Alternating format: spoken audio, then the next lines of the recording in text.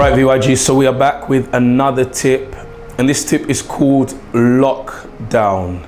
So we're still in our Antidote event special series, but if you're wondering why everyone isn't here, well, it's simply because we've actually entered into a bit of a lockdown here in Fiji, especially in Suva, so not able to have the rest of the group here to give this tip with me, but we're not going to stop. We're going to continue as usual. So as I said, this tip is called Lockdown. And you know, one of the first lessons I learned when I started in my journey of faith was that there are certain things that may look like they're totally bad, but depending on how you start to look at them and focus on them, they can actually become good. So when we hear the words lockdown, normally we think of what's going on now in the world, the coronavirus issue. We think about when someone's in prison or when someone's grounded, and usually those are things that are completely negative, and that's understandable. That's what we learned since the day that we were born. We learned that going to prison is one of the worst things that can happen to you. Being trapped indoors when all of your friends are outside because you've done something wrong, you're being punished by your parents. Again, this is something we've always known to be very, very bad. But when we talk about a person who is suicidal, and let's even focus in on something today. I was going to talk with the rest of the group about cyberbullying, and I'll touch on this topic a bit.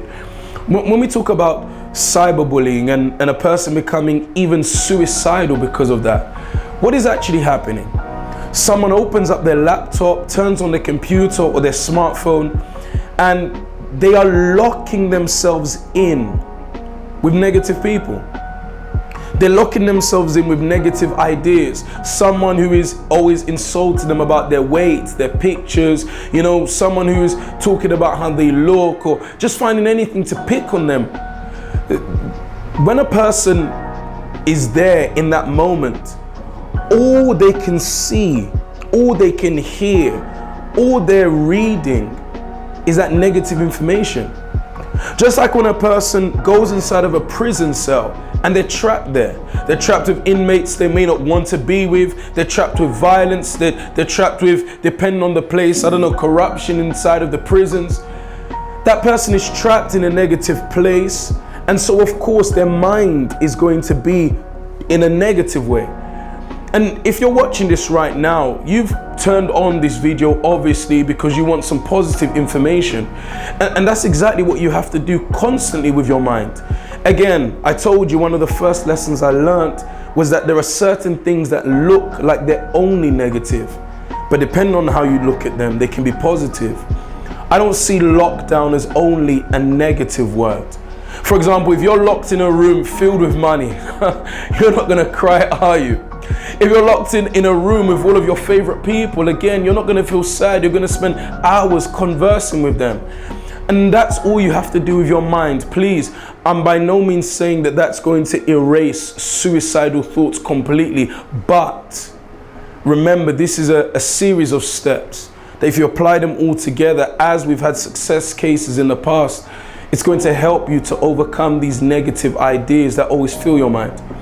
So instead of you now locking yourself in with people online that only criticize you and put you down, instead of you only locking yourself in with thoughts of your past failures, what you should do is lock down, but with positive ideas. I don't care who you are, where you are watching this from, there is at least one good thing in your life. There has to be. And the very least it can be is that you're alive.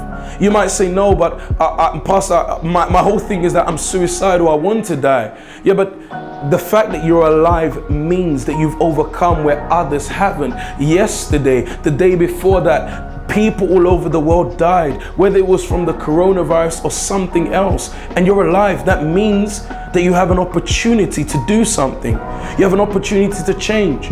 But if you lock down yourself with only negative thoughts, then of course you're going to feel low.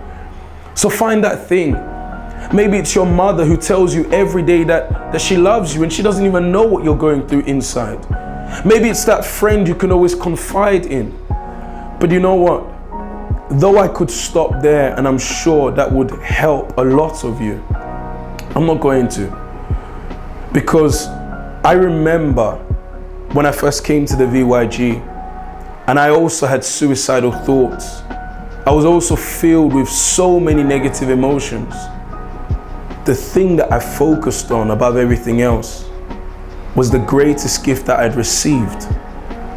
And that was and still is my relationship with God, my salvation. So focus on that. Wherever you're watching this from, open up the book that is filled with the most positivity of all the books in the world. What's the Bible? Look there. Look for answers. Read that instead of reading negative comments on Facebook, on Instagram. And I'm sure if you apply this tip, soon you'll become the youth you were always meant to be.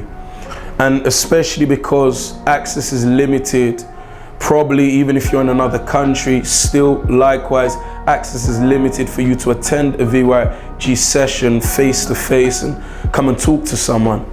Send me an email, vyg@uckg.org.fj. Leave a comment, a direct message. We've got so many ways that you can contact us. And if we are in contact, you're going to see it's going to be positivity that's going to come into you. And that's what you're going to be locked down with from now on. So there are things we can't change.